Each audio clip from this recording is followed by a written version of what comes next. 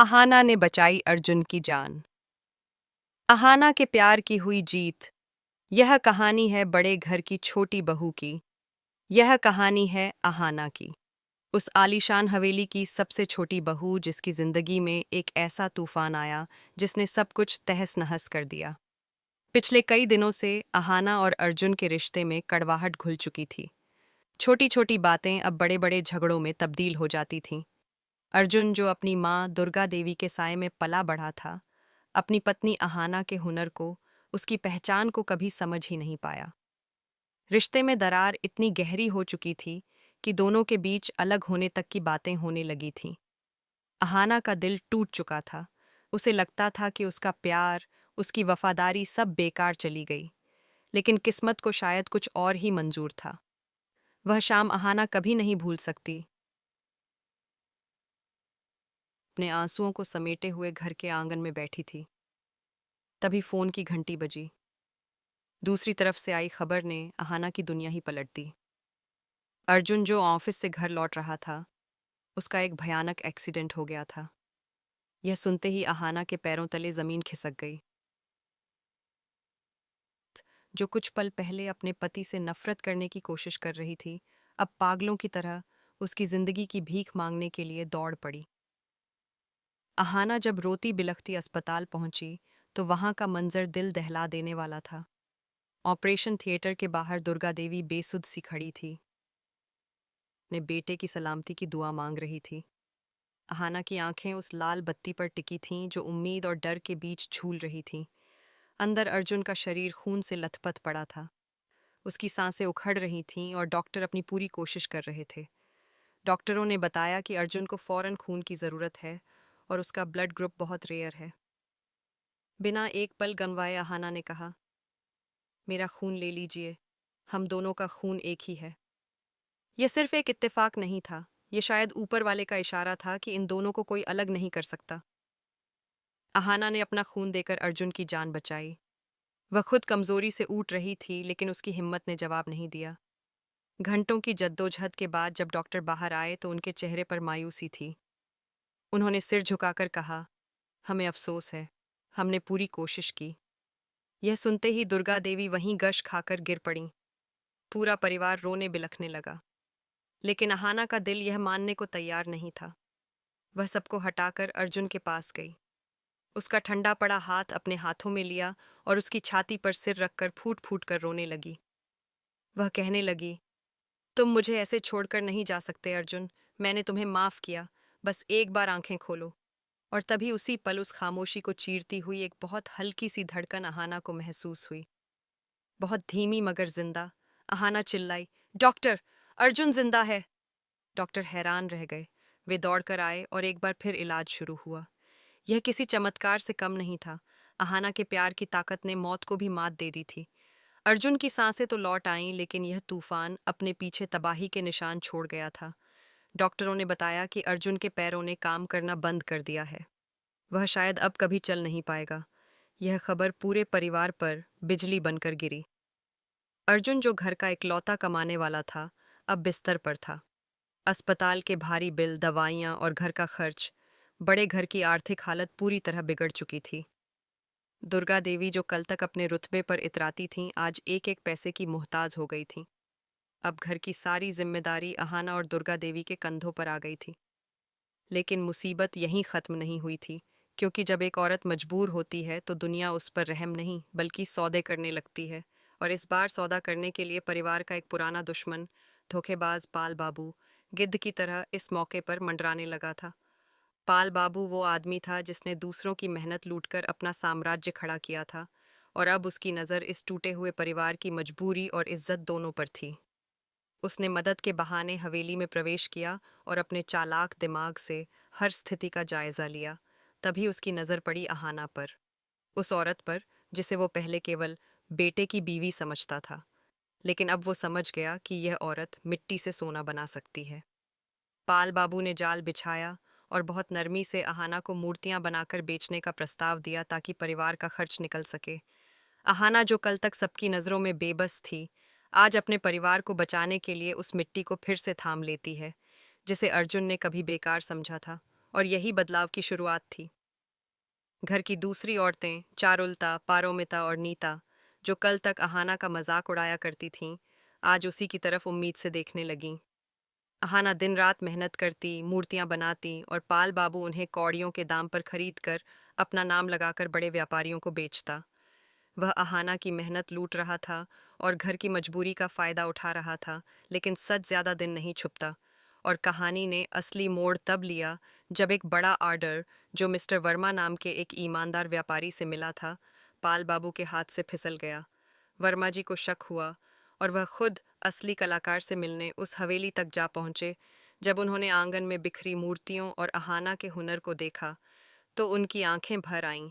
उन्होंने साफ कहा कि यह मूर्तियां नहीं, इनमें आत्मा है, और पाल बाबू जैसे धोखेबाज की तुम्हें जरूरत नहीं, मैं सीधा तुमसे काम करूंगा। यह पल अहाना की जीत का पल था, जब मेहनत ने शोषण को हरा दिया। चारुलता और पारोमिता दौड़कर अहाना को गले से लगा लेती हैं। उनकी आंखों में आंसू नहीं बल्कि गर्व की चमक थी।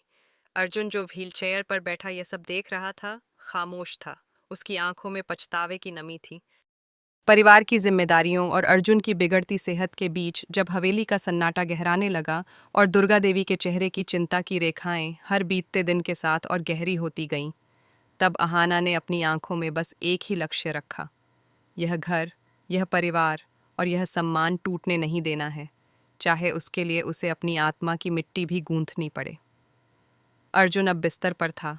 उसके चेहरे की मुस्कान खो चुकी थी, लेकिन अहाना के भीतर जो ताकत थी वह अब एक नए स्वरूप में बाहर आने लगी थी। तभी उस परिवार के पुराने दुश्मन पाल बाबू ने मौके का फायदा उठाते हुए बड़ी चालाकी से घर में पांव जमा लिया। उसने हवेली की हालत को देखा, टूटे मन और बुझी उम्मीदों के बीच एक औरत की आंखों में बसी आग को पहचान लिया।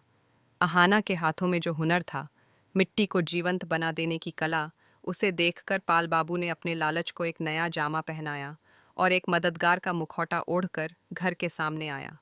वह अहाना से कहता है कि वह उसकी बनाई मूर्तियों को शहर के बड़े बाजार में बेचेगा, जिससे कुछ आमदनी हो सके और घर का खर्चा चल सके। अहाना, जो अर्जुन की उपेक्षा, परिवार की साजिशों और समाज की निगाहों का सामना करते हुए अपनी पहचान के लिए तरस रही थी, वह इस मौके को एक रास्ते की तरह देखती है। वह उस मिट्टी को दोबारा थामती है जिसे अर्जुन ने कभी तुच्छ समझा था। परिवार की अन्य बहुएं, चारुलता, पारोमिता और नीता, जिन्होंने कभी अहाना को ताने मारे थे, अब उसकी ओर उम्मीद भरी नजरों से देख रही थीं।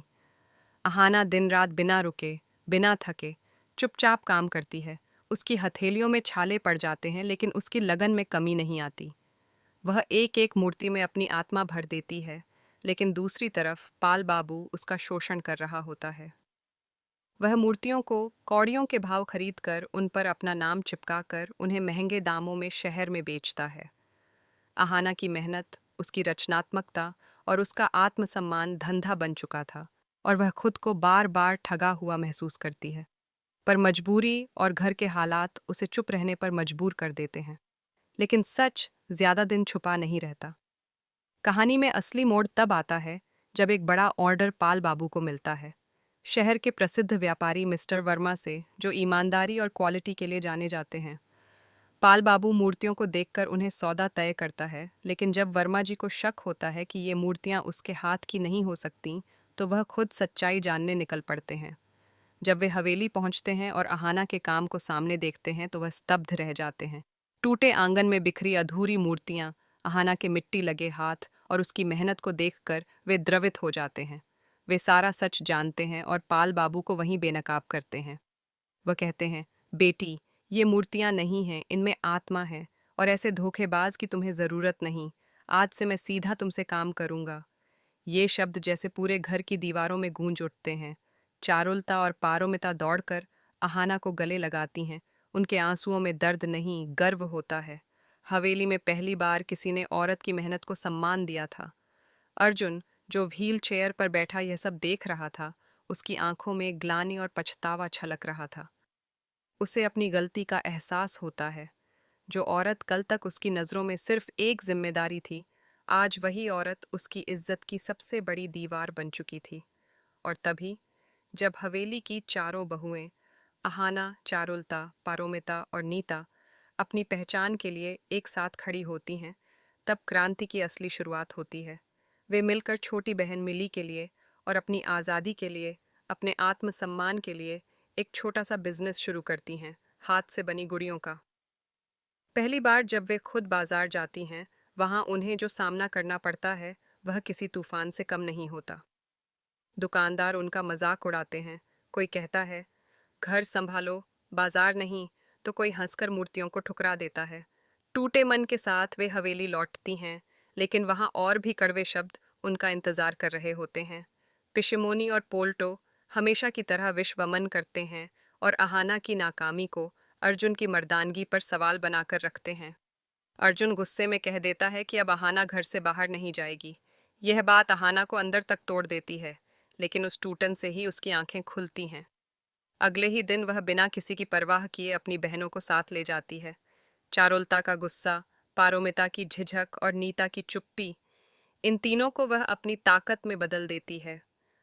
वे शहर के मेले में जाती हैं और वही मूर्तियां जो कल तक ठुकराई गई थीं, आज सबका दिल जीत लेती हैं।